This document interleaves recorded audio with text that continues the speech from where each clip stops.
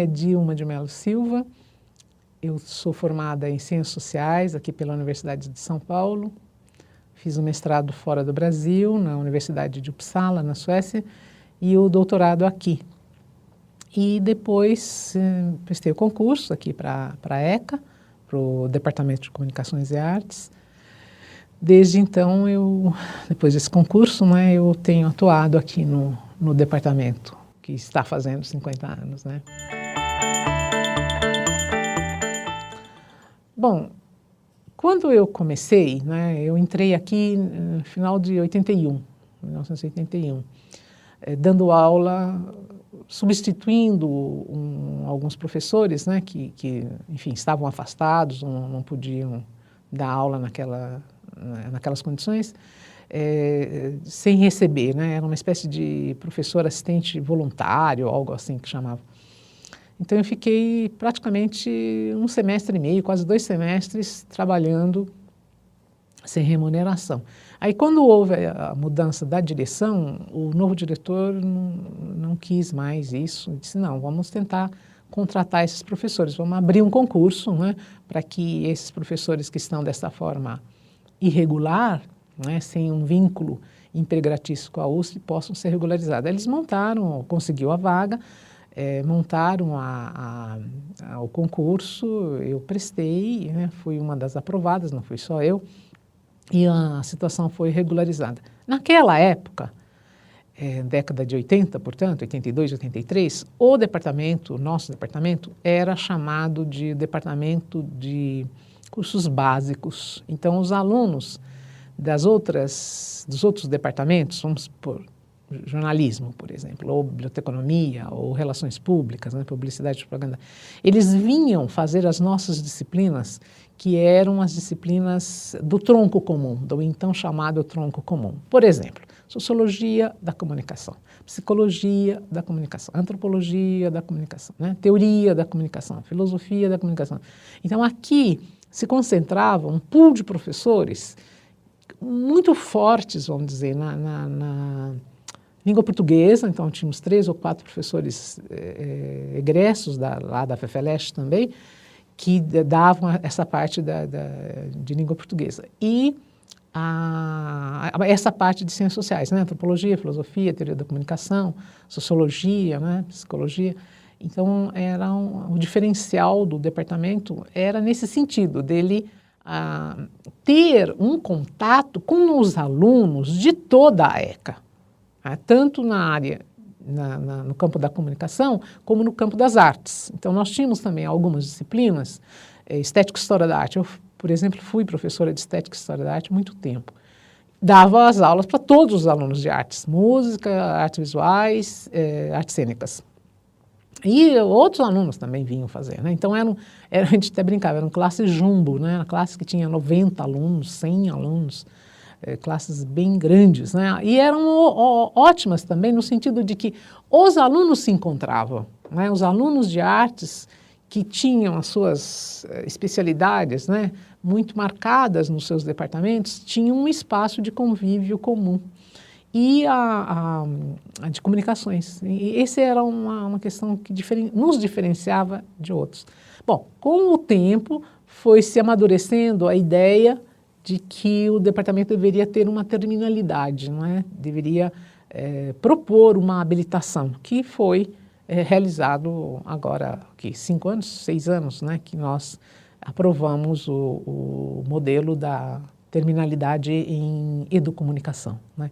Mas anteriormente o nosso departamento não tinha terminalidade nenhuma, mas nós funcionávamos dessa forma, o que eu acho que era bem interessante para a ECA como um todo, né? Para os alunos principalmente.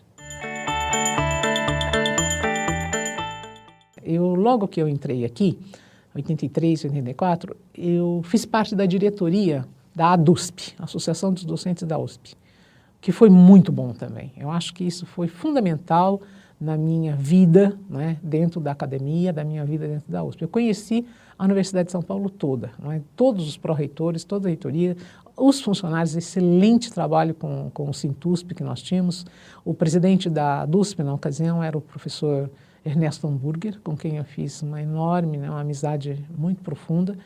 Ele, logo em seguida, foi designado para ser o diretor da Estação Ciência, me convidou para ser vice-diretora da Estação Ciência, então eu fiquei 3 anos e meio vice-diretora da Estação Ciência. Bom, você tem que pedir autorização do departamento para sair, para fazer esse trabalho, né? Então, o departamento acolheu isso, né? Com a minha saída para fazer esse trabalho fora daqui. Eu tinha só as minhas aulas, né? Mas não tinha nenhum cargo administrativo, não participava de uma comissão, talvez tenha participado do conselho, nem me lembro, mas não tinha aquela sobrecarga que é maçante de encargos burocráticos, pesados, né? Que você acaba sobrecarregando muito. E também com a professora Lisbeth, né? Nossa colega Lisbeth Rebolo Gonçalves, na primeira gestão que ela foi diretora do MASP, do MAC, Museu de Arte Contemporânea, ela me convidou para dirigir a divisão de educação lá também, né? Foi um período em que eu trabalhei muito próxima a ela no trabalho do então chamado setor educativo no MASP, né? No MAC, falando do MASP. Funcionamento, vamos dizer assim, a dinâmica do departamento, né? Tem alguns departamentos que um pouco que fecham o seu docente, não permitem muito essa saída, essa entrada, esse atuar fora, né, em outras instâncias da universidade. Aqui não, aqui sempre foi eles foram sempre receptivos a essas atuações. Inclusive, uma outra coisa que eu posso dizer como extremamente positivo, viagens, né? Você ir para um ano sabático, ficar 6 meses fora, eu tive mesmo 1 ano, faltaram 2 dias para completar 1 ano no Japão, em Kyoto, num dos intercâmbios que a USP tem com a Universidade de Estudos Estrangeiros, né? A Gaidai, em Kyoto, no Japão. E tem departamentos que simplesmente não permitem, né, que o docente faça isso. Então, acho isso um diferencial, é um departamento acolhedor nesse sentido de entender a exigência e o interesse do seu docente e estimulá-lo e acolher, né, as solicitações. Eu acho isso muito positivo. Olha, eu não tenho o que me queixar. Claro que existem pessoas de personalidade mais forte, que são mais apaixonadas nas suas convicções, que defendem os seus interesses de forma mais apaixonada, né? Mais forte, mais pesada, digamos. E outros que são de convívio extremamente fácil. Nós tivemos muita sorte de ter tido chefes no departamento, né? Por exemplo, como a Roseli, como o professor Ismar, que são pessoas de um trato ótimo, né? Que você flui bem, né? Os diretores também. Eu fui chefe de departamento, eu e a professora Nazaré, ela era a vice-chefe, eu era a chefe, na gestão que era do professor José Marcos de Mello. Então, o professor José Marcos de Mello é uma pessoa difícil de tratar, mas, por alguma razão, ele gostava muito de nós duas. A gente sempre teve um trato até facilitado com ele, né? Mas eu não tenho senão nenhum, acho que tenho boas lembranças, né? Um convívio bom com os colegas. A universidade que eu frequentei em Uppsala, na Suécia, também ligada às ciências sociais, tinha um orientador que tinha um centro de pesquisa sobre a América Latina. Ele era muito ligado com Orlando Falsborda, não sei se você já ouviu falar nesse autor, da Colômbia, um colombiano. Então ele recebia muitos latino-americanos, aliás foi por isso que eu fui recebida por ele. Então isso me deu uma vivência grande com a América Latina, coisa que a gente quase não tinha, agora nós temos mais. Mas nessa época nós quase não tínhamos uma convivência com colegas latino-americanos. Então isso foi muito bom para mim, ter trazido essa experiência, né, para cá, né, de buscar uma visão não tão eurocêntrica, né, mais voltada para a América Latina, para a África. Acho que isso ajudou bastante.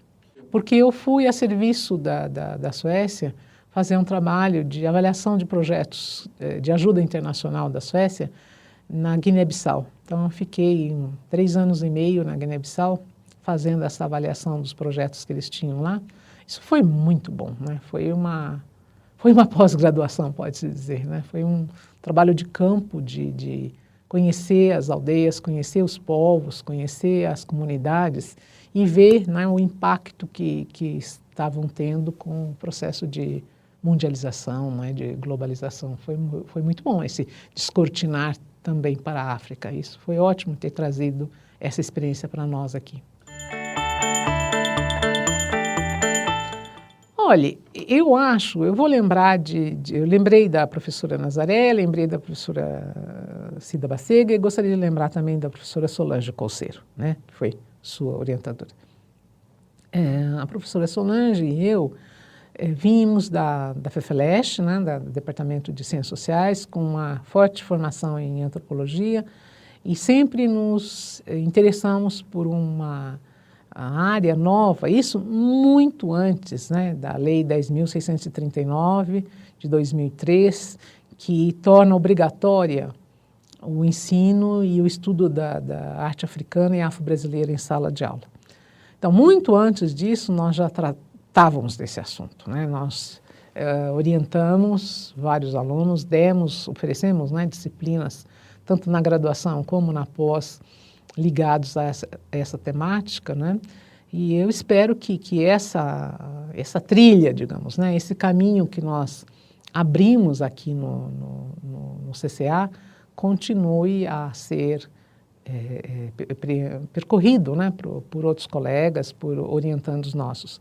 Eu falo da questão africana, mas também a questão de América Latina, né? A professora Nazaré era dessa área de América Latina, atualmente a professora Lisbeth Rebolo também trabalha, ela é inclusive a coordenadora do PROLAN, que é o Programa de Pós-Graduação em América Latina, que faz esse esforço, né? O ano passado o PROLAN completou 25 anos de criação, tendo esse objetivo, né? Conhecer melhor os nossos hermanos, né? Como nós dizemos, conhecer melhor nossa América e acolher com bastante cuidado, com bastante carinho, os alunos latino-americanos que nos procuram para a pós-graduação, mestrado e doutorado. Então, acho que eu gostaria, né, se a gente pudesse pensar, né, uma coisa futura, que lembrasse de nós nesse sentido, de que esse olhar, né, deslocar um pouco o centro de Europa, de Estados Unidos, para a África e para a América Latina. Acho que isso é importante para nós, né? Mostrar que nós somos devedores para a África, né? Temos uma matriz africana que é formativa da nossa cultura e também da América Latina, né? São duas vertentes muito importantes que nós não podemos deixar de lado. Não, eu gostaria de deixar uma lembrança, deixar uma homenagem a dois colegas nossos que já se foram, que já estão numa outra dimensão. O professor Timoshenko Web, um querido colega, também formado em Ciências Sociais. Foi através dele, pode-se dizer, que eu vim, foi ele que me recebeu logo que eu voltei da Europa. Nós tínhamos o mesmo orientador de doutorado, o professor Rui Coelho, e ele que insistiu muito para que eu viesse, para que colaborasse com o departamento, me ajudou, inclusive, na minha preparação, prestou os livros, o material, tudo para esse concurso, né? Timoshenko Web. Com ele nós fizemos muitos trabalhos em conjunto, ele tinha uma sólida formação em teatro, né? Eu também tenho uma formação em teatro, mas acabei por deixar um pouco de lado, dando um peso maior para antropologia e sociologia, né? E a área de comunicações, óbvio. E o professor Celso Lorges, também um amigo querido das Ciências Sociais, que tínhamos o mesmo orientador, né? Então eu tenho uma memória desses dois colegas, né, que vieram a ser colegas depois, primeiro colegas de formação, né, da pós e em seguida aqui no departamento. Eu gostaria que eles fossem lembrados também por todos.